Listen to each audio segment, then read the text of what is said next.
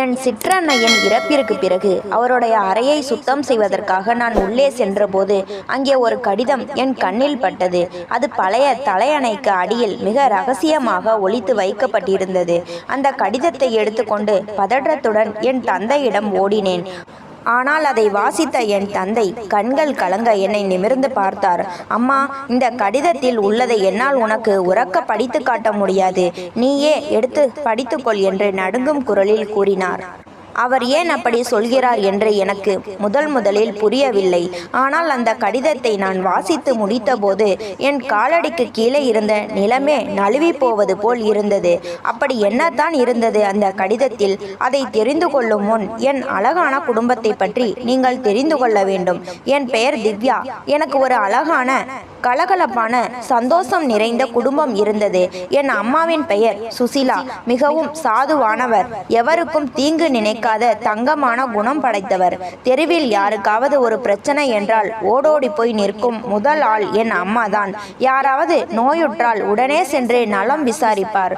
உணவுக்கு வழியில்லாத குடும்பங்களுக்கு யாருக்கும் தெரியாமல் சத்தமில்லாமல் உதவி செய்வார். ஆனால் அதை ஒருபோதும் வெளியே சொல்லிக் கொள்ளவே மாட்டார். நாம் ஒரு கையால் செய்யும் உதவி இன்னொரு கைக்கு தெரியக்கூடாது. விளம்பரத்திற்காக செய்யும் உதவிக்கு மரியாதையே இல்லை என்பதுதான் அவரின் கொள்கை.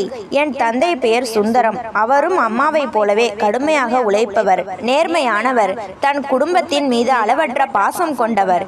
எனக்கு ராகுல் என்ற தம்பியும் உண்டு. என்னை விட சில ஆண்டுகள் சிறியவன் என்றாலும் எங்களுக்குள் ஆழமான நட்பு இருந்தது. சேர்ந்தே படிப்போம். வீட்டின் முற்றத்தில் மணிக்கணக்கில் விளையாடுவோம். நான் ஏதேனும் ஒரு விஷயத்திற்காக சோர்ந்து போனால் என்னை சிரிக்க வைக்க ராகுல் விதவிதமாக நகைச்சுவை செய்து என்னென்னவோ செய்வான். அவன் ஏதேனும் கவலையில் இருந்தால் நான் அவனுக்கு தோளோடு தோள் நின்று தைரியம் தருவேன். எங்கள் வீட்டில் பாட்டியும் இருந்தார். சிறு வயதிலிருந்தே எங்களை தன் மடியில் போட்டு வளர்த்தவர் அவர்தான். இரவில் பாட்டி சொல்லும் கதைகளை கேட்காமல் எங்களுக்கு தூக்கமே வராது. ராஜா ராணி கதைகள், நாட்டின் வீரர்களின் கதைகள் என்று விதமாக சொல்வார். அதை கேட்டுக்கொண்டே எப்போது தூங்குவோம் என்றே தெரியாது. வாழ்க்கையில் நீ எவ்வளவு பெரிய இடத்திற்கு சென்றாலும், எவ்வளவு பெரிய ஆளாக வளர்ந்தாலும், ஒரு ஏழையின் மனதையோ உதவி தேவைப்படுபவரின் மனதையோ கஷ்டப்படுத்தவே கூடாது. இறைவன் எப்போதும் மனிதனின் குணத்தையும் செயல்களையும் தான் பார்த்து கொண்டிருக்கிறான் என்று பாட்டி எப்போதும் எங்களுக்கு நல்வழி காட்டுவார். எங்கள் குடும்பம் எல்லா விதத்திலும் நிறைவாக இருந்தது. காலை சுற்றுண்டியை அனைவரும் ஒன்றாக ஒரே மேஜையில் அமர்ந்து உண்போம். பின்னர் அவரவர் பள்ளிக்கும் வேலைக்கும் செல்வோம். மாலையில் மீண்டும் அனைவரும் ஒன்றாக அமர்ந்து இரவு உணவு உண்போம். அந்த நேரத்தில் தந்தை அன்றைய நாள் ஆலையில் நடந்த சுவாரஸ்யமான விஷயங்களை பகிர்வார். நாங்கள் அனைவரும் அதை ஆர்வமாக கேட்போம். நகரத்தின் வெளிப்புறத்தில் தந்தைக்கு சொந்தமாக ஒரு பெரிய காகித ஆலை இருந்தது. பல வருட உழைப்பிற்கும் போராட்டத்திற்கும் பிறகுதான் அவர் இந்த நிலையை அடைந்திருந்தார். அந்த ஆலையில் பல்வேறு வகையான காகிதங்களும் அட்டை பெட்டிகளும் தயாரிக்கப்பட்டு பள்ளிகள், கல்லூரிகள், அலுவலகங்கள் மற்றும் பல பெரிய நிறுவனங்களுக்கு அனுப்பப்பட்டன. ஆலை மிக பெரியது. அங்கே ஏராளமான தொழிலாளர்கள் வேலை செய்தனர். தந்தை தினமும் காலை குறிப்பிட்ட நேரத்திற்கு ஆலைக்கு சென்று விடுவார். மாலை வரை தீவிரமாக கவனத்துடன் உழைப்பார். ஆனால் வேலை எவ்வளவு முக்கியமாக இருந்தாலும் இரவு உணவை எப்போதும் குடும்பத்தோடு தான் உண்பார். குடும்பத்தோடு நாம் செலவிடும் நேரம்தான் வாழ்வின் ஆக பெரிய சொத்து என்பார். ஆலையில் பணிபுரியும் தொழிலாளர்களும் தந்தையை மிகவும் மதித்தனர். தொழிலாளர்களின் குடும்பத்தில் ஏதேனும் கஷ்டம் என்றால் தந்தை உடனே தன் சொந்த பணத்தை கொடுத்து உதவிகரம் நீட்டுவார். இதனால் நகரத்திலேயே அவருக்கு மிகப்பெரிய நல்ல பெயரும் மரியாதையும் இருந்தது. ஒரு பெரிய தொழிலதிபராக மட்டுமல்லாமல் நல்ல மனிதராகவே அவரை அனைவரும் பார்த்தனர். எங்கள் வீட்டில் எதற்கும் குறைவிருந்ததில்லை. பெரிய வீடு, அனைவருக்கும் தனித்தனி அறைகள். வீட்டின் முன்னால் ஒரு அழகான பூந்தோட்டம் இருந்தது. பாட்டி தினமும் காலையும் மாலையும் இறைவனின் நாமத்தை சொல்லிக்கொண்டே செடிகளுக்கு தண்ணீர் ஊற்றுவார். அம்மாவுக்கு பூக்கள் என்றால் கொள்ளை பிரியம். அதனால் பலவிதமான வண்ண மலர் செடிகளை ஆசையாக வளர்த்து வந்தார். வீடு எப்போதும் ஒருவித நறுமணத்தோடு இருக்கும். சமையல் செய்ய வீட்டில் வேலைக்காரர்கள் இருந்தாலும் அம்மா தன் கையாலேயே சமைத்து தர விரும்புவார். நாம் சொந்த கையால் அன்போடு சமைத்து பரிமாறுவதில் இருக்கும் திருப்தியும் சுவையே தனி. அதில் அன்பும் கலந்திருக்கும் என்பார் அம்மா. நானும் ராகுலும் நகரத்தின் சிறந்த பள்ளியில் படித்தோம்.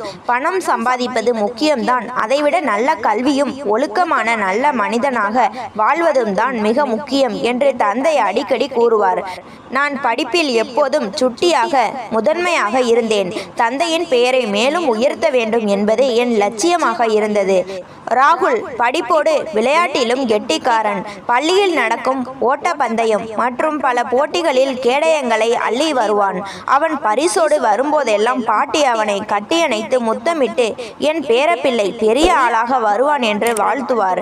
விடுமுறை நாட்கள் எங்கள் வீட்டில் திருவிழா போல கழியும். சில நேரங்களில் அனைவரும் ஒன்றாக சுற்றுலா செல்வோம். சில சமயம் தந்தை எங்களை ஆலைக்கு அழைத்து சென்று காகிதம் எப்படி உருவாகிறது, பெரிய இயந்திரங்கள் எப்படி இயங்குகின்றன, ஒரு தொழிலை நேர்மையாகவும் மரியாதையாகவும் எப்படி நடத்துவது என்றெல்லாம் விளக்கமாக சொல்வார்.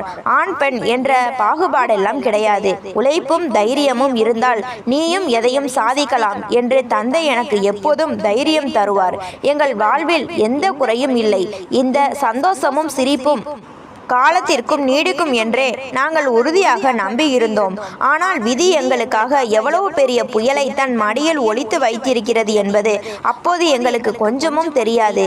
என் தந்தையின் காகித ஆலையில் எத்தனையோ நூற்றுக்கணக்கான தொழிலாளர்கள் இரவும் பகலும் உழைத்து வந்தாலும் அவர் தன் சொந்த சகோதரனைப் போல கண்மூடித்தனமாக நம்பிய ஒரு நபர் இருந்தார். அவர்தான் ஆலையின் முதன்மை மேலாளர். பல ஆண்டுகளாக எவ்வித சுயநலமுமின்றி மிகுந்த நேர்மையோடும் உண்மை தன்மையோடும் என் தந்தையோடு தோளோடு தோள் நின்று உழைத்தவர். தந்தை ஏதேனும் தொழில் காரணமாக வெளியூர் செல்ல வேண்டி வந்தால் அந்த ஆலையின் மொத்த பொறுப்பும் பண பரிவர்த்தனைகளும் அவர் கையில்தான் இருக்கும். ஒரு நாளும் ஒரே ஒரு விஷயத்தில் கூட அவர் என் தந்தையின் நம்பிக்கையை பொய்த்ததே இல்லை. இருவருக்கும் இடையிலான பந்தம் வெறும் முதலாளி தொழிலாளி என்ற எல்லை தாண்டி குடும்பத்தில் ஒருவரை போன்ற ஆழமான உறவாக மாறியிருந்தது.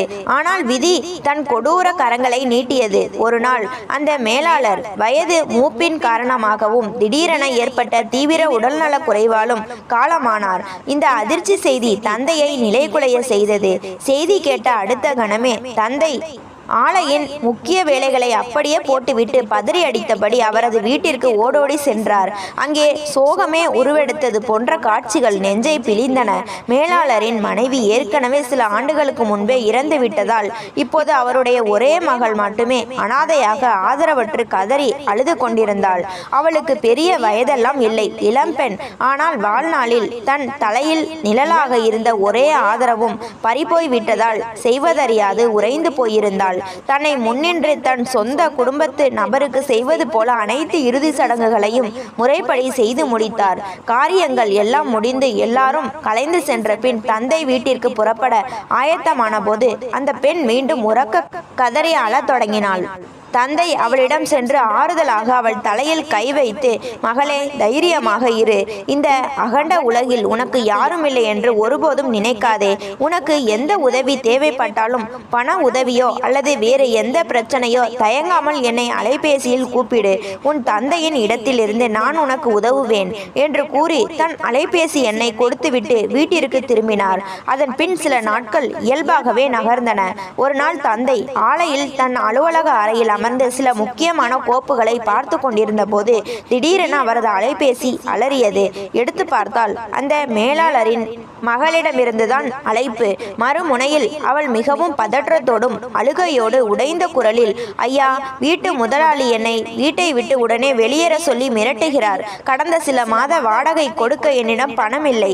எனக்கு உதவி செய்ய இந்த உலகத்தில் யாருமே இல்லை என்று கூறிவிட்டுவிட்டு கதறியபடியே இணைப்பை துண்டித்தாள். தந்தை ஒரு கணமும் யோசிக்கவில்லை. இத்தனை ஆண்டுகள் தன்னிடம் நேர்மையாக உழைத்த தன் பழைய மேலாளருக்கு செய்யும் நன்றி கடனாக இதை நினைத்தார். உடனே ஆலையிலிருந்து கிளம்பி அவருடைய வீட்டிற்கு சென்றார். அங்கே வீட்டின் உரிமையாளரிடம் அமைதியாக பேசி நிலுவையில் இருந்த அனைத்து வாடகை பணத்தையும் தன் சொந்த பணத்திலிருந்து கொடுத்து அந்த பிரச்சனையை உடனே தீர்த்து வைத்தார். பின் அந்த பெண்ணிற்கு தைரியமும் நம்பிக்கையும் கூறிவிட்டு மீண்டும் வீடு திரும்பினார். மீண்டும் சில நாட்கள் அமைதியாக கழிந்தன. ஆனால் எங்கள் குடும்பத்தின் தலைவிதியை மொத்தமாக மாற்றியமைக்க போகும் அந்த பயங்கரமான இரவு வந்தது. அன்று நடு இரவு வீடே ஆழ்ந்த அமைதியில் மூழ்கி இருந்தது. அனைவரும் அவரவர் அறையில் உறங்கிக் கொண்டிருந்த போது தந்தையின் அலைபேசி சத்தமாக அலறியது. அரைகுறை தூக்கத்தில் தந்தை போனை எடுத்தார். மறுமுனையில் மீண்டும் அதே பெண். ஆனால் இம்முறை அவள் குரல் நடுக்கத்துடனும் மரண பயத்துடனும் இருந்தது. அவள் கதறியபடி, ஐயா, என் வீட்டிற்குள் சில அடையாளம் தெரியாத நபர்கள் அத்துமீறி நுழைந்து விட்டார்கள். எனக்கு மிகவும் பயமாக இருக்கிறது. என்னை எப்படியாவது காப்பாற்றுங்கள் என்று அலறினாள். அதற்கு மேல் அவளால் பேச முடியவில்லை. இணைப்பு துண்டிக்கப்பட்டது. தந்தை பதறி போய் கட்டிலில் இருந்து எழுந்தார். வீட்டில் தூங்கிக் கொண்டிருக்கும் பாட்டிக்கோ அம்மாவுக்கோ அல்லது எங்களுக்கோ தொந்தரவு தரக்கூடாது என்று நினைத்து யாருக்கும் தெரிவிக்காமல் உடனே ஆடைகளை மாற்றிக்கொண்டு தனியாக அவளுடைய வீட்டிற்கு விரைந்தார். அவர் அங்கே சென்று பார்த்தபோது வீட்டின் முன்பக்க கதவு திறந்திருந்தது. வீட்டின் ஒரு மூலையில் அந்த பெண் பயந்து நடுங்கியபடி சுருண்டு அமர்ந்திருந்தாள். யாரோ சிலர் பலவந்தமாக உள்ளே நுழைய முயன்றதாகவும் தான் காவல்துறைக்கு போன் செய்வது போல நாடகமாடியதால் அவர்கள் பயந்து ஓடிவிட்டதாகவும் கூறினாள். தந்தை அவளை சமாதானப்படுத்தி தேற்ற முயன்ற போது அவள் திடீரென அவர் கால்களில் விழுந்து அழுகையுடன் ஒரு கோரிக்கையை வைத்தாள். ஐயா, இந்த உலகத்தில் நான் முற்றிலும் ஆதரவற்றவளாக நிற்கிறேன். ஒரு இளம்பெண் தனியாக இந்த சமூகத்தில் வாழ்வது எவ்வளவு ஆபத்தானது, கடினமானது என்று இப்போதுதான் எனக்கு புரிகிறது.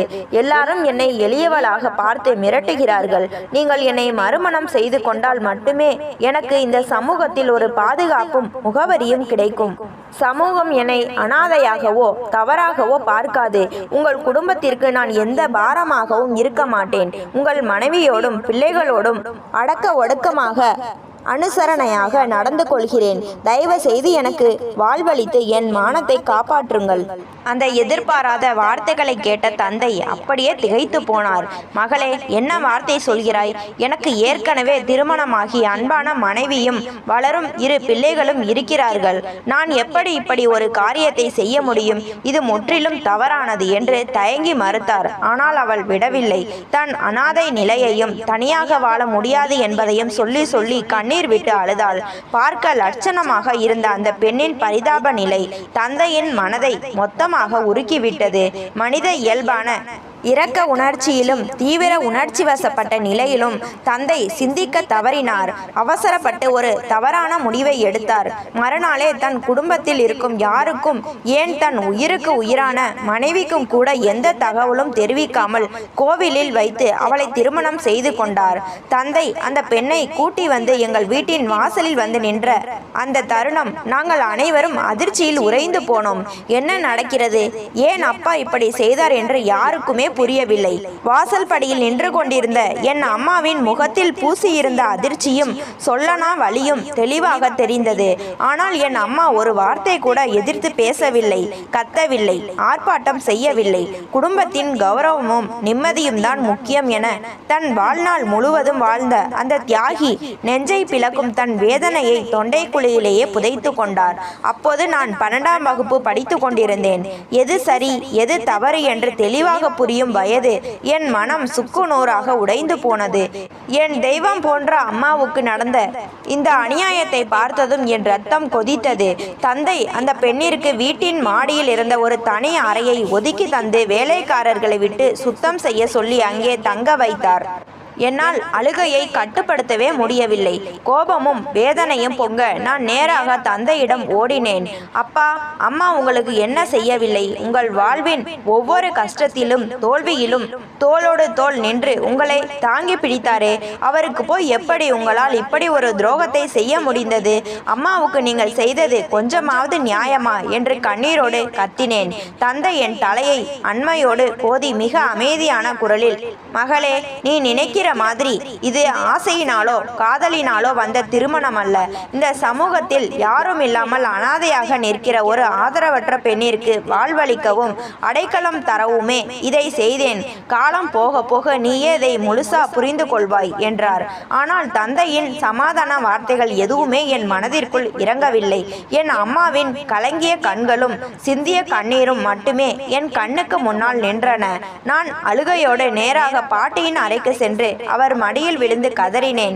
பாட்டி என்னை வாஞ்சையோடு அணைத்து கொண்டு, அவசரப்பட்டு எந்த முடிவும் எடுக்காதே திவ்யா, பொறுமையாக இரு, நான் உன் அப்பாவிடம் பேசி என்னவென்று கேட்கிறேன் என்று சொல்லி என் கண்ணீரை துடைத்து தேற்றினார். சிறிது நேரத்தில் பாட்டி தந்தையை தன் அறைக்கு வரவழைத்து விசாரித்தார். சுந்தரம், உனக்கு தங்கமான மனைவியும் வளரும் 2 பிள்ளைகளும் இருக்கும்போது எப்படி உன்னால் இப்படி ஒரு பெரிய தவறான முடிவை எடுக்க முடிந்தது? குடும்பத்தை பற்றி ஒரு கணமாவது யோசித்தாயா என்று கடுமையாக கடிந்து கொண்டார். தந்தை தான் உணர்ச்சி வசப்பட்டு எடுத்த அவசர முடிவை பாட்டியிடம் ஒப்புக்கொண்டாலும் அவள் அனாதையாக நடுத்தெருவில் நிற்கிறாள் அம்மா. இப்போது அவளை திருமணம் செய்து கூட்டி வந்த பிறகு கைவிட முடியாது என்று உறுதியாக கூறிவிட்டார். பாட்டி ஒரு நீண்ட பெருமூச்சுடன், ஒரு பெண்ணிற்கு உதவி செய்ய 1000 வழிகள் இருந்தன சுந்தரம். பண உதவி செய்திருக்கலாம், உன் ஆலையிலேயே வேலை கொடுத்திருக்கலாம், தனியாக தங்க வைக்க திருமணம்தான் ஒரே வழியா? சரி, நடந்து முடிந்த காரியத்தை இனி யாராலும் மாற்ற முடியாது என்று கூறி வேதனையோடு அமைதியானார். தந்தையின் 2ஆம் மனைவியின் பெயர் காயத்ரி. ஆரம்ப நாட்களில் காயத்ரி எல்லார் முன்னாடியும் மிகவும் நல்லவள் போல நாடகமாடி நடந்து கொண்டாள். காலை எழுந்ததும் பாட்டியின் காலை தொட்டு கும்பிட்டாள். என் அம்மாவை மிகுந்த மரியாதையோடு அக்கா என்று கூப்பிட்டாள்.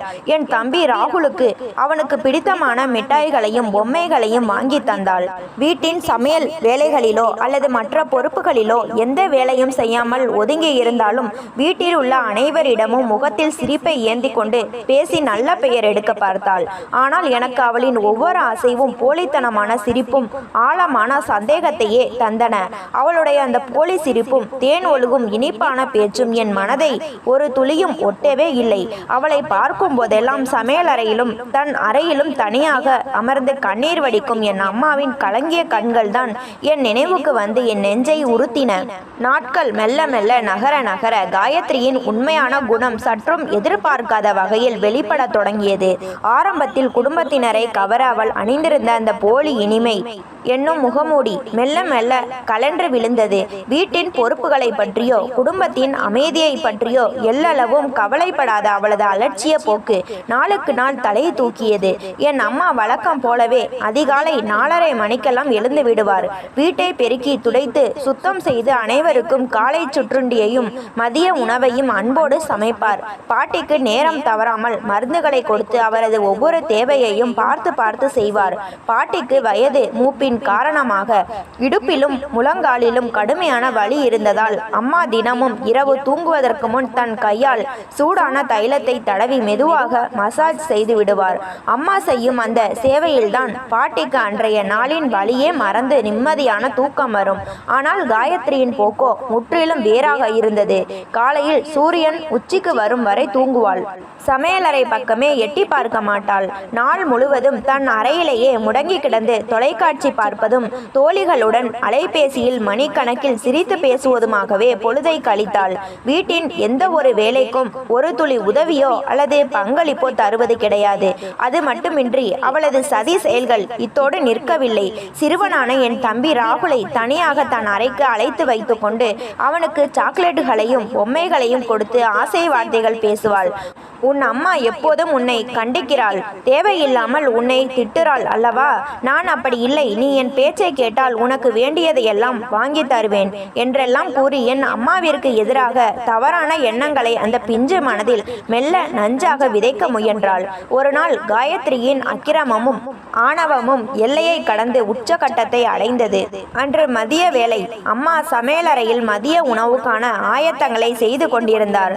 பாட்டி தன் அறையில் அமர்ந்து ஓய்வெடுத்து கொண்டிருந்தார். கடுமையான வெயிலின் காரணமாக பாட்டிக்கு தாகம் எடுக்கவே அறையின் வெளியில் நடந்து சென்று கொண்டிருந்த காயத்ரியிடம், மகளே, தொண்டை அடைக்கிறது, கொஞ்சம் குடிக்க தண்ணீர் எடுத்து தருகிறாயா என்று மிக அன்பாக கேட்டார். அவ்வளவுதான். அதை கேட்டதும் காயத்ரியின் முகம் கோபத்தால் சிவந்தது. எவ்வித மரியாதையுமின்றி உரத்த குரலில், நான் என்ன உனக்கு காசு கொடுத்து அமர்த்திய வேலைக்காரியா? நாள் முழுவதும் உனக்கு சேவை செய்யவும் ஏவல் செய்யவும் நான் இங்கு வரவில்லை. தண்ணீர் வேண்டும் என்றால் நீயே போய் எடுத்து குடி, என்னை தொந்தரவு செய்யாதே என்று வீடு அதிர கத்தினாள்.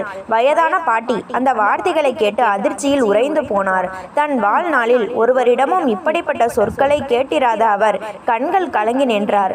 சமையலறையிலிருந்து இந்த சத்தத்தை கேட்ட அம்மா பதறி அடித்து ஓடி வந்து காயத்ரியிடம் ஒரு வார்த்தை கூட எதிர்த்து பேசாமல் அமைதியாக சென்று தன் கையால் பாட்டிக்கு குளிர்ந்த தண்ணீரை கொண்டு வந்து கொடுத்து பாட்டியை தேற்றினார்.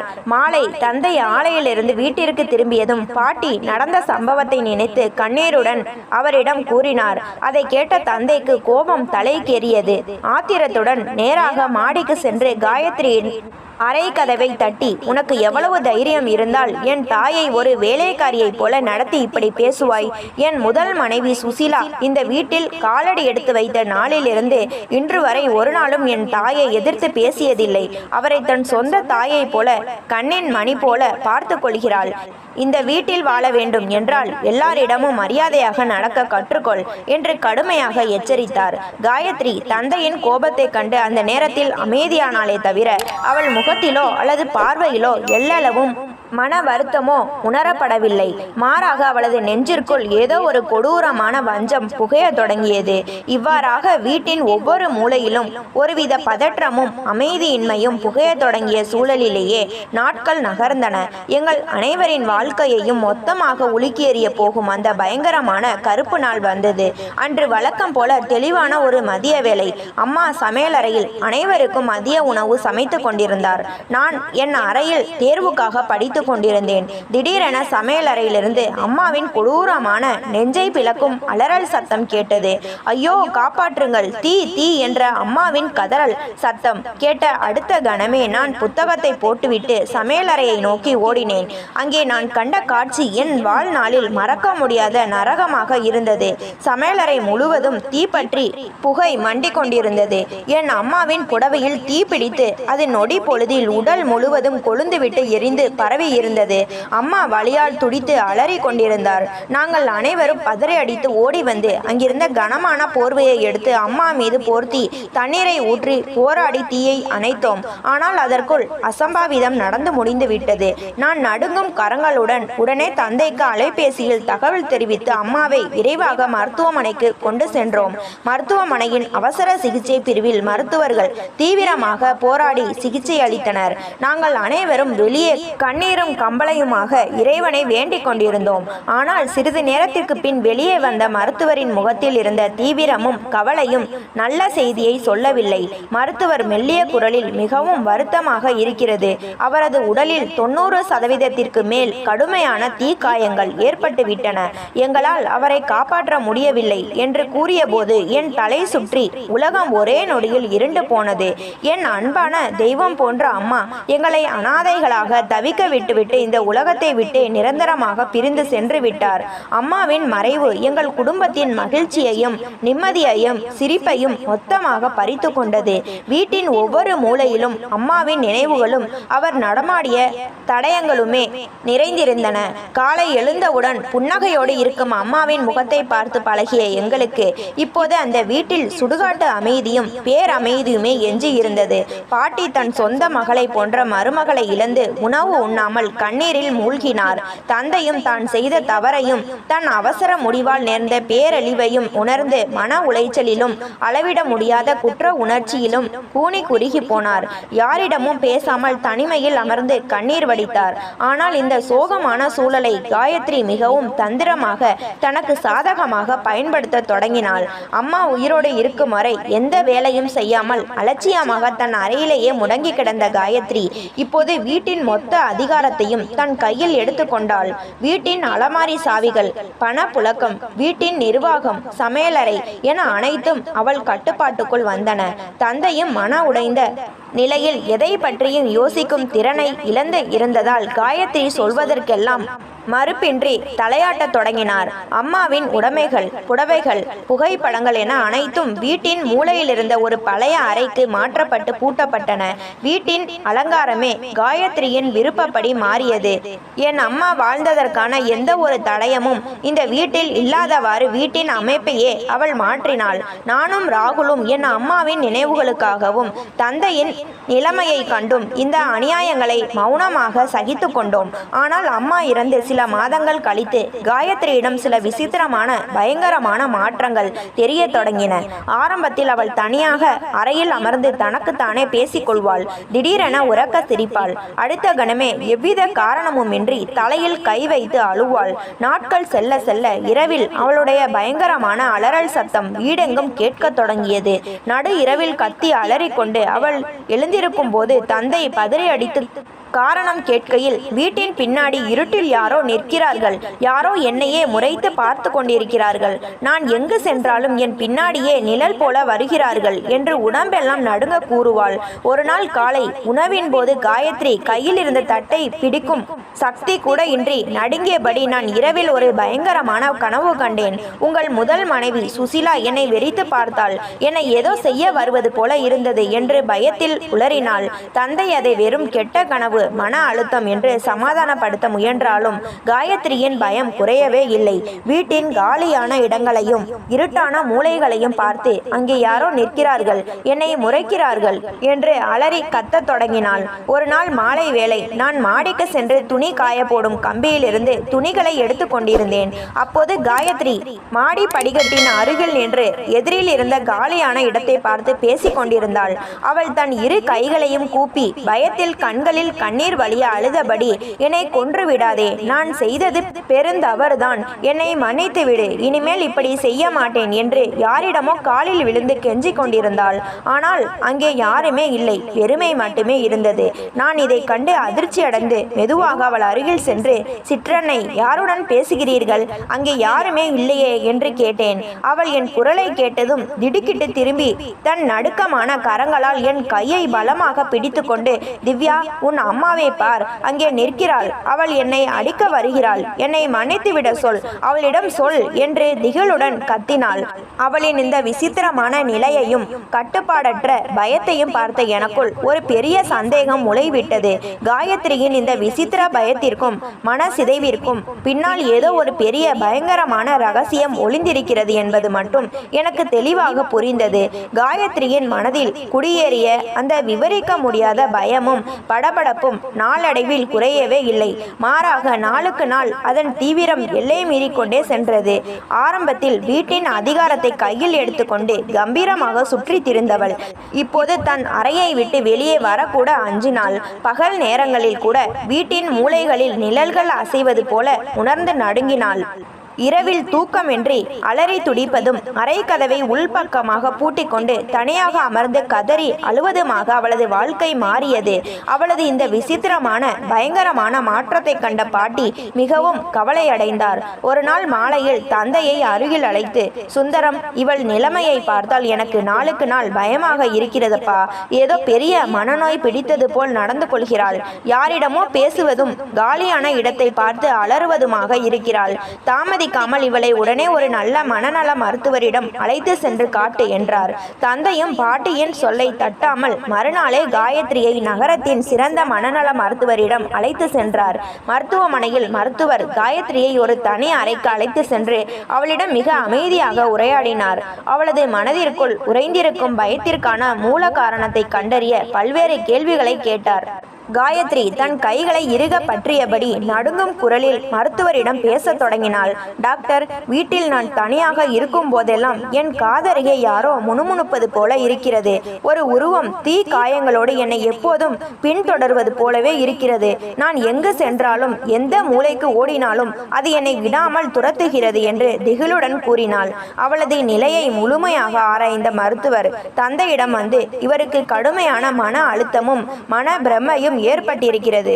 மனதில் ஏதோ ஒரு பெரிய அதிர்ச்சியோ அல்லது ஆழமான பயமோ உறைந்து போயிருப்பதே இதற்கு முக்கிய காரணம். பயப்பட தேவையில்லை. சில தீவிர மாத்திரைகளையும் தொடர் ஆலோசனைகளையும் தருகிறேன். இவற்றை தவறாமல் பின்பற்றுங்கள் என்று கூறி சில மருந்துகளை பரிந்துரைத்தார்.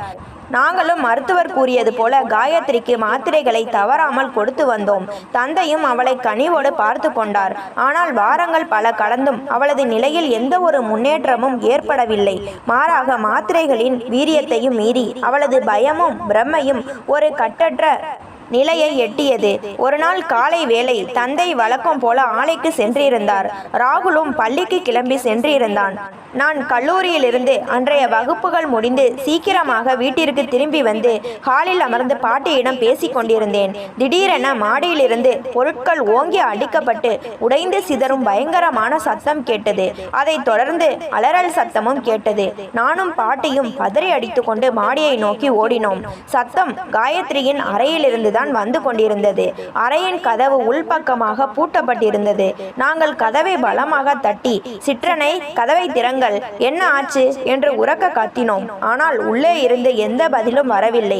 மாறாக பொருட்கள் உடையும் சத்தமும் அவளது பயங்கரமான கத்தல் சத்தமும் தான் தொடர்ந்து கேட்டது. நாங்கள் பக்கத்து வீட்டு ஆட்களின் உதவியோடு கதவை பலமாக உந்தி தள்ளி நீண்ட போராட்டத்திற்கு பிறகு பூட்டை உடைத்து உள்ளே சென்றோம். அங்கே நாங்கள் கண்ட காட்சி எங்களை அதிர்ச்சியடைய வைத்தது. அறையில் இருந்த கண்ணாடிகள், மேஜை விளக்குகள், நாற்காலிகள் எல்லாமே நொறுக்கப்பட்டு வீசப்பட்டிருந்தன. காயத்ரி அறையின் ஒரு இருட்டான மூலையில் சுருண்டு அமர்ந்து தன் உடம்பெல்லாம் நடுங்க கண்களை மூடிக்கொண்டு கத்தி கொண்டிருந்தாள். அவள் வந்துவிட்டாள். தீ காயங்களோடு நிற்கிறாள். என்னை அடிக்க வருகிறாள். என்னை விட்டுவிடு, என்னை ஒன்றும் செய்யாதே என்று காதை பிளக்கும் வகையில் அலறினாள். நிலைமையின் தீவிரத்தை புரிந்து கொண்டு உடனே குடும்ப மருத்துவரை வரவழைத்தோம். அவளது கட்டுப்பாடற்ற நிலையை கண்ட மருத்துவர் அவளுக்கு உடனடியாக அமைதிப்படுத்தும் ஊசியை செலுத்தினார். சிறிது நேரத்தில் மாத்திரைகளின் வீரியத்தால் அவளது அலறல் அடங்கி மயக்க நிலைக்கு சென்றாள். மாலை தந்தை ஆலையிலிருந்து வீட்டிற்கு வந்ததும் பாட்டி காலையில் நடந்த அனைத்து சம்பவங்களையும் கண்ணீருடன் விவரித்தார். பாட்டி தந்தையின் கைகளை பிடித்து கொண்டு, சுந்தரம், இவள் நிலைமை இப்போது முற்றிலும் கைமீறி போய்விட்டது. இவள் தனக்கோ அல்லது வீட்டில் இருக்கும் மற்றவர்களுக்கோ ஏதேனும் பெரிய ஆபத்தை ஏற்படுத்தி கொள்வாள் போல் தெரிகிறது. இனி இவளை வீட்டில் வைப்பது யாருக்கும் பாதுகாப்பில்லை. இவளை 24 மணி நேரமும் கண்காணித்து பராமரிக்கும் ஒரு நல்ல மனநல மருத்துவமனையில் சேர்ப்பதுதான் அனைவருக்கும் நல்லது என்று அழுத்தமாக கூறினார். தந்தை முதலில் சற்றே தயங்கினாலும் காயத்ரியின் மோசமான மனநிலையையும் வீட்டின் பாதுகாப்பையும் கருத்தில் கொண்டு வேறு வழியின்றி பாட்டியின் யோசனையை ஏற்றுக்கொள்வதாகவும் மருத்துவமனையில் சேர்ப்பதை பற்றி யோசிப்பதாகவும் கூறினார். மறுநாள் காலை வீட்டில் வழக்கமான வேலைகள் நடந்து கொண்டிருந்தன. காயத்ரியை மனநல மருத்துவமனையில் சேர்ப்பதற்கான ஏற்பாடுகளை பற்றி தந்தை யோசித்துக் கொண்டிருந்தார். திடீரென வீட்டின் வேலைக்காரி மாடியில் இருந்து அலறியபடி கீழே ஓடி வந்தாள். அவளது முகத்தில் மரண பயம் தெரிந்தது. ஐயா, பெரிய ஐயா, மேடம் மொட்டை மாடியின் விளிம்பில் நிற்கிறார்கள். ஆபத்தான முறையில் கீழே குதிக்கப் போகிற மாதிரி நிற்கிறார்கள் என்று பதற்றத்துடன் கத்தினாள். அந்த வார்த்தையை கேட்டதும் எங்கள் ரத்தம் உறைந்து போனது.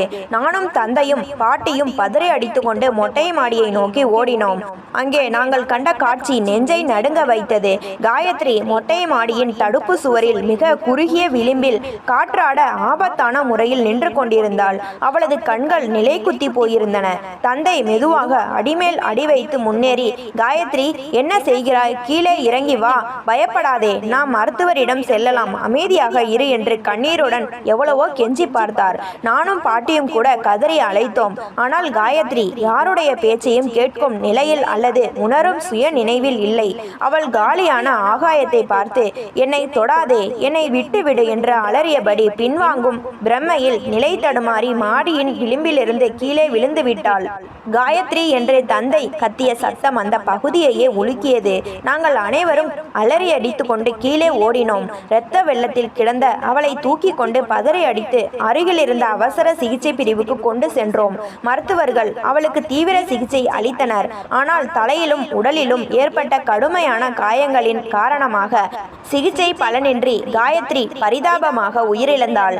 அவளது எதிர்பாராத மறைவிற்கு பிறகு முறைப்படி காவல்துறை விசாரணை முடிந்து இறுதி சடங்குகள் அனைத்தும் செய்து முடிக்கப்பட்டன. வீடு மீண்டும் ஒரு அமைதிக்கு திரும்பியது.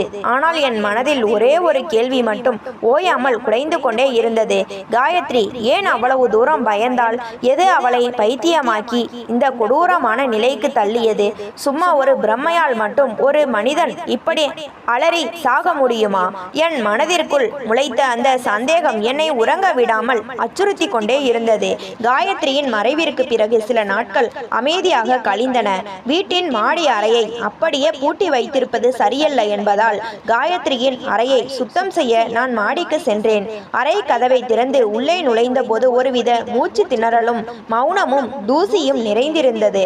அங்கே கிடந்த உடைந்த பொருட்கள், நாற்காலிகள், தூக்கி வீசப்பட்ட துணிகள் என ஒவ்வொன்றாக அசைத்து சுத்தம் செய்ய தொடங்கினேன். மெத்தையை சுத்தம் செய்து தூசியாக இருந்த பழைய தலையணையை தூக்கிய போது அதன் அடியில் மடித்து வைக்கப்பட்டிருந்த ஒரு கடிதம் என் கண்ணில் பட்டது. மஞ்சள் நிறத்தில் கைப்பட எழுதப்பட்டிருந்த அந்த கடிதத்தை கண்டதும் என் நெஞ்சம் படபடவென அடித்து கொண்டது. உடனே நான் அந்த கடிதத்தை எடுத்துக்கொண்டு மாடியிலிருந்து ஓடோடி வந்து ஹாலில் அமர்ந்திருந்த தந்தையிடம் கொடுத்தேன். அப்பா, சிற்றன்னையின் அறையை சுத்தம் செய்யும் போது தலையணைக்கு அடியில் இந்த தாள் இருந்தது என்று கூறினேன். தந்தை நடுங்கும் கரங்களால் அந்த கடிதத்தை பிரித்து வாசிக்க தொடங்கினார். கடிதத்தின் முதல் சில வரிகளை படித்ததுமே அவரது முகபாவனை மாறியது. படிக்க படிக்க அவரது கண்கள் கலங்கி கண்ணீர் ஆறாக சிந்தியது. அவரது முகத்தில் அளவிட முடியாத அதிர்ச்சியும் சொல்லனா வேதனையும் தாண்டவமாடின. அவரது இந்த திடீர் மாற்றத்தை கண்டு நான் பதற்றமடைந்தேன். அப்பா, அதில் அப்படி என்ன எழுதியிருக்கிறது? ஏன் இப்படி அதிர்ச்சி அடைகிறீர்கள் என்று நடுக்கத்துடன் கேட்டேன். தந்தை என் முகத்தை பரிதாபமாக பார்த்து, மகளே, இதை என் நாவால் உனக்கு உறக்க படித்து காட்ட முடியாது, நீயே எடுத்து படித்து பார் என்று கூறி நடுங்கும் கரங்களால் அந்த கடிதத்தை என்னிடம் நீட்டினார். நான் நடுங்கும் கரங்களுடன் அந்த கடிதத்தை படிக்க தொடங்கினேன். தாளில் இருந்த ஒவ்வொரு சொல்லும் என் நெஞ்சை பிளப்பது போலவும் தலையில் இடி விழுவது போலவும் இருந்தது. இன்றைய நாளில் இந்த கடிதம் உங்கள் கைக்கு கிடைக்கும் போது நான் இந்த உலகத்தில் உயிரோடு இருக்க மாட்டேன். நான் செய்த அடுக்க முடியாத பாவத்திற்கு எந்த உலகத்திலும் மன்னிப்பே கிடையாது. இந்த மகா பாதகமான உண்மையை நெஞ்சில் சுமந்து கொண்டு என்னால் இனி ஒரு நொடி கூட வாழ முடியாது. அன்று சமையலறையில் நடந்த அந்த விபத்து தானாகவோ அல்லது தவறுதலாகவோ நடந்ததல்ல. அது நானாக மிக துல்லியமாக திட்டமிட்டு செய்த கொடூர சதி. சுசிலா அக்கா மீது எனக்குள் நாளுக்கு நாள் வளர்ந்த பொறாமையும் வீட்டின் அதிகாரத்தை கைப்பற்ற வேண்டும் என்ற பேராசையும் தான் இதற்கு காரணம். அன்று அக்கா சமையலறைக்கு வருவதற்கு முன்பே சமையலறையில் இருந்த எரிவாயுவை ரகசியமாக கசியவிட்டு அக்கா உள்ளே சென்று தீப்பெட்டியை உரசியதும் அந்த அசம்பாவிதம் நடக்குமாறு செய்துவிட்டேன். அவளுடைய பரிதாபகரமான மரணத்திற்கு முதற் காரணம் நான் தான். படிக்க படிக்க என் கண்கள் இருண்டன. கால்களுக்கு கீழே இருந்த பூமி நழுவி செல்வது போல் இருந்தது. என் தெய்வம் போன்ற அம்மா சமையலறையில் எதிர்பாராமல் நடந்த விபத்தால் தீப்பிடித்து எரியவில்லை. அவளது சொந்த வீடே அவளுக்கு சுடுகாடாக மாற்றப்பட்டு கொடூரமாக திட்டமிட்டு கொல்லப்பட்டிருக்கிறாள். என் தாயின் உயிர் தட்டி பறிக்கப்பட்டிருக்கிறது என்ற உண்மை என் இதயத்தை அணுவணுவாக நறுக்கியது. கண்ணீரும் கோபமும் என் பார்வையை மறைக்க நடுக்கத்துடன் கடிதத்தின் அடுத்த வரிகளை தொடர்ந்து படித்தேன். அக்கா இறந்த பிறகு இந்த வீட்டின் மொத்த அதிகாரத்தையும் சாவிகளையும் நான் அடைந்து விட்டேன். இனி இந்த வீட்டின் ஒரே தலைவி நான் தான் என்று மமதையோடு நினைத்தேன். ஆனால் அக்கா மறைந்த அன்றைய இரவிலிருந்து என் வாழ்க்கையின் நிம்மதி முற்றிலும் தொலைந்தது. தினமும் இரவில் அக்கா தீ காயங்களோடு என் கனவில் வந்து என்னை அச்சுறுத்த தொடங்கினாள். நாட்கள் செல்ல செல்ல கனவில் மட்டுமே பார்த்த அக்கா என் கண்ணெதிரே நிஜமாகவே நடமாடுவது போல் இருந்தது. நான் செய்த மன்னிக்க முடியாத துரோகத்தின் கொடூரமான குற்ற உணர்ச்சியே அக்கா உருவமாக வந்து என்னை நாலாபுரமும் பயமுறுத்தியது. என்னால் இந்த நரக வேதனையையும் பயத்தையும் ஒரு நொடி கூட தாங்க முடியவில்லை. அதனால் தான் என் வாழ்க்கையை நானே முடித்து கொள்ள துணிந்து விட்டேன். முடிந்தால் என்னை மன்னித்து விடுங்கள். வாசித்து முடித்ததும் கடிதம் என் கைகளில் இருந்து மெல்ல நழுவி கீழே விழுந்தது. என் உடம்பெல்லாம் நரம்புகள் விரைக்க என் காலடிக்கு கீழே இருந்த நிலமே மொத்தமாக சரிந்து பாதாளத்திற்குள் விழுவது போன்ற உணர்வு காயத்ரியை பைத்தியமாக்கியது. எந்த பேயோ அல்லது பிரம்மையோ அல்ல. அவள் என் தெய்வம் போன்ற அம்மாவிற்கு செய்த மன்னிக்க முடியாத பெருந்துரோகமும் அதை நினைத்து அவளுக்குள் உருவான கொடூரமான குற்ற உணர்ச்சியும் தான் அவளை நாள்தோறும் சித்திரவதை செய்து கடைசியில் அவளது உயிரையே குடித்திருக்கிறது என்ற உண்மை என் நெஞ்சில் ஈட்டியாக பாய்ந்தது. கடிதத்தில் இருந்த ஒவ்வொரு கொடூர வரிகளையும் கேட்ட பாட்டி நெஞ்சில் கை வைத்து கதறி அழுது துடித்தார். ஐயோ, என் தங்கமான குணவதியான மருமகளை இப்படி ஒரு பாவி சதி செய்து கொடூரமாக கொன்றுவிட்டாளே. இந்த விஷச்செடியின் உண்மையான சொரூபம் எங்களுக்கு முன்பே தெரிந்திருந்தால் என் அன்பான மருமகள் இன்னைக்கு உயிரோடு இருந்திருப்பாளே என்று கண்ணீர் வலிய புலம்பி தவித்தார். தந்தை தன் இரு கரங்களாலும் தலையை தாங்கியபடி அமைதியாக கண்ணீர் வடித்தார். அதிர்ச்சியிலும் வேதனையிலும் உறைந்து போன அவரிடம் பேசுவதற்கு ஒரு வார்த்தை கூட இல்லை. ஆதரவற்றவள் அனாதையாக நிற்கிறாள் என்று இரக்கப்பட்டு வீடளித்து தன்னவளாக மனைவியாக்கிய ஒருத்தியே தன் அன்பான குடும்பத்தின் நிம்மதியையும் உயிருக்கு உயிரான முதல் மனைவியின் வாழ்வையும் வஞ்சகமாக அழித்துவிட்டாள் என்ற கொடூரமான உண்மை அவரை சுக்குநூறாக உடைத்து போட்டது. தான் அன்று அவசரப்பட்டு எடுத்த ஒரே ஒரு தவறான முடிவு இன்று தன் மொத்த குடும்பத்தின் சந்தோஷத்தையும் தன் மனைவியின் உயிரையும் பழி வாங்கிவிட்டது என்ற சொல்லனா குற்ற உணர்ச்சி அவரை அணுவணுவாக உலுக்கி எடுத்தது. தன் அறியாமையை நினைத்து அவரால் தன் கண்ணீரை கட்டுப்படுத்தவே முடியவில்லை. அன்று எங்கள் வீட்டில் யாருமே ஒரு துளி உணவை கூட எடுத்துக்கொள்ளவில்லை. வீட்டின் ஒவ்வொரு மூலையிலும் கனம் பாய்ந்த சுடுகாட்டு அமைதியே மூழ்கி கிடந்தது.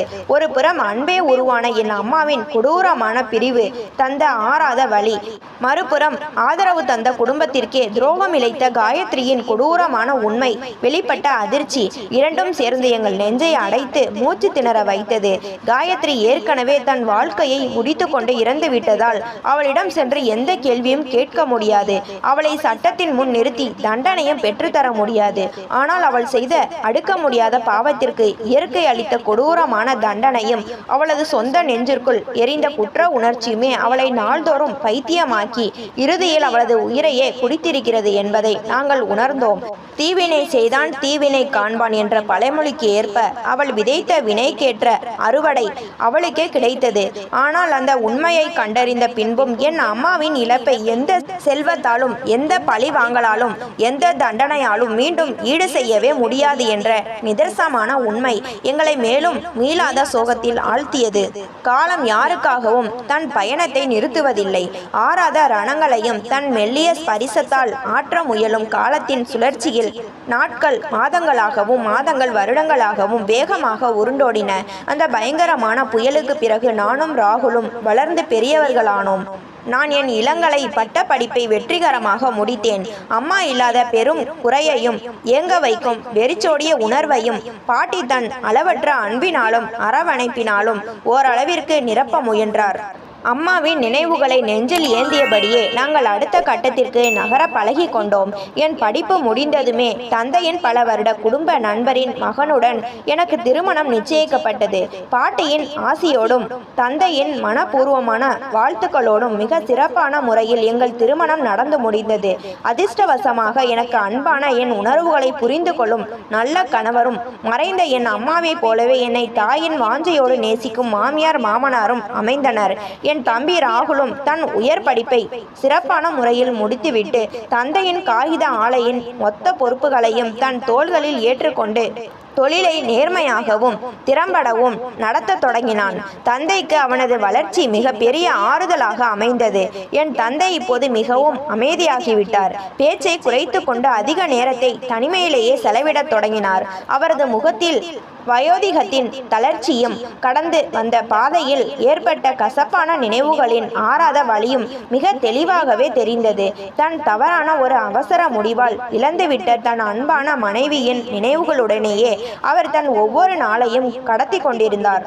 நாங்கள் அனைவரும் வாழ்க்கை பாதையில் அடுத்தடுத்த கட்டத்திற்கு நகர்ந்து புதிய மனிதர்களோடு வாழ தொடங்கிவிட்ட போதிலும் எங்கள் குடும்பத்தில் நிகழ்ந்த அந்த பயங்கர புயலையும் என் அம்மாவின் ஈடற்ற தியாகத்தையும் எங்களால் ஒருபோதும் மறக்கவே முடியாது. வீட்டின் ஒவ்வொரு சுவரிலும் அம்மாவின் புன்னகையும் அன்பும் இன்றளவும் நீங்காமல் உறைந்தே இருக்கிறது. வாழ்க்கையில் உணர்ச்சி வசப்பட்டு அவசரப்பட்டு எடுக்கும் ஒரே ஒரு தவறான முடிவு எத்தனை அப்பாவி உயிர்களை பழிவாங்கும் என்பதற்கும் பிறருக்கு செய்யும் மன்னிக்க முடியாத பெரும் துரோகம் குற்ற உணர்ச்சியாகவே உருவெடுத்து ஒருவனை அணுவணுவாக அழித்துவிடும் என்பதற்கும் எங்கள் குடும்பத்தின் கதையே ஒரு மிகப்பெரிய சாட்சி. காலம் ஓடிக்கொண்டே இருக்கிறது. சில காயங்கள் காலப்போக்கில் ஆறினாலும் அந்த காயங்கள் ஏற்படுத்திய வடுக்கள் ஆயுள் முழுவதும் இதயத்தின் ஆழத்தில் அழியாத வடுக்களாக தங்கிவிடுகின்றன. இது போன்ற கதைகளை தொடர்ச்சியாக கேட்க லைக் பண்ணுங்க, ஷேர் பண்ணுங்க, கமெண்ட் பண்ணுங்க, மறந்து விடாமல் சப்ஸ்கிரைப் பண்ணுங்க.